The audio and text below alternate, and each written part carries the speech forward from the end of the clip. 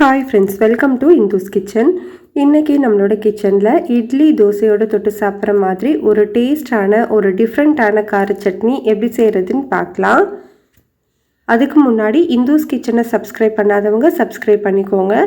கூடவே பெல் பட்டனையும் கிளிக் பண்ணிவிட்டு ஆளுங்கிற பட்டனையும் கிளிக் பண்ணிக்கோங்க. அப்போது தான் நம்ம போகிற வீடியோஸ் எல்லாம் உடனே உங்களுக்கு வரும். சட்னி செய்கிறதுக்கு ஒரு கடாயில் 2 டேபிள் ஸ்பூன் அளவு எண்ணெய் சேர்த்து சூடுபடுத்திக்கலாம். எண்ணெய் சூடான உடனே இதில் 2 டீஸ்பூன் கடலைப்பருப்பு, 2 டீஸ்பூன் உளுந்தம்பருப்பு சேர்த்து பொரிய விட்டுக்கோங்க. இது கூட 2 மீடியம் சைஸ் பெரிய வெங்காயத்தை ரஃப்பாக கட் பண்ணிவிட்டு சேர்த்துக்கலாம். மெஷரிங் கப்பில் 1/2 கப் அளவு சேர்த்துக்கிறேன். வெங்காயத்தை 2லேருந்து 3 நிமிஷத்துக்கு வதக்கி விட்டுக்கோங்க. வெங்காயம் கொஞ்சம் வதங்கினதுக்கு அப்புறமா நான் இன்றைக்கி பெரிய பூண்டு பல்லாக இருக்கிறதுனால 3 பூண்டு பல் எடுத்து அதை இந்த மாதிரி கட் பண்ணி வச்சுருக்கேன். நீங்கள் சின்ன பூண்டு பல் வச்சுருந்தீங்க அப்படின்னா 6 பல் பூண்டு சேர்த்துக்கோங்க.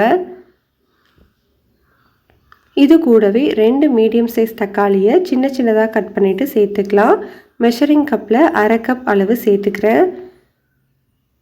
காரத்துக்கு 6 வரமிளகாய் சேர்த்துக்கிறேன். உங்களோட காரத்துக்கு ஏற்ற மாதிரி மிளகாயோட அளவை அட்ஜஸ்ட் பண்ணிக்கோங்க. இது கூடவே சட்னிக்கு தேவையான அளவு உப்பு 3/4 டீஸ்பூன் உப்பு சேர்த்துக்கிறேன். இப்போது இந்த தக்காளி நல்லா வெந்தால் மட்டுமே போதும், மசியணுங்கிற அவசியம்லாம் இல்லை. ஸ்டவ்வை மீடியம் ஹீட்லேயே வச்சுட்டு 2லேருந்து 3 நிமிஷத்துக்கு வதக்கி விட்டுக்கோங்க. இப்போ நமக்கு தக்காளி நல்லா வெந்துருச்சு பாருங்கள். இதில் இப்போது கொஞ்சமாக கருவேப்பிலை, 1/2 கப் அளவு கொத்தமல்லி சேர்த்துக்கலாம். கொத்தமல்லி சேர்த்ததுக்கப்புறமா இதை நல்லா ஒரு முறை மிக்ஸ் பண்ணிவிட்டு ஸ்டவ் ஆஃப் பண்ணி விட்டுக்கோங்க. இந்த சூட்டிலேயே இந்த கொத்தமல்லி நல்லா வதங்கிடும். இப்போது இது நல்லா ஆறட்டும். ஆறினதுக்கப்புறமா இது ஒரு மிக்ஸி ஜாருக்கு மாற்றிக்கலாம்.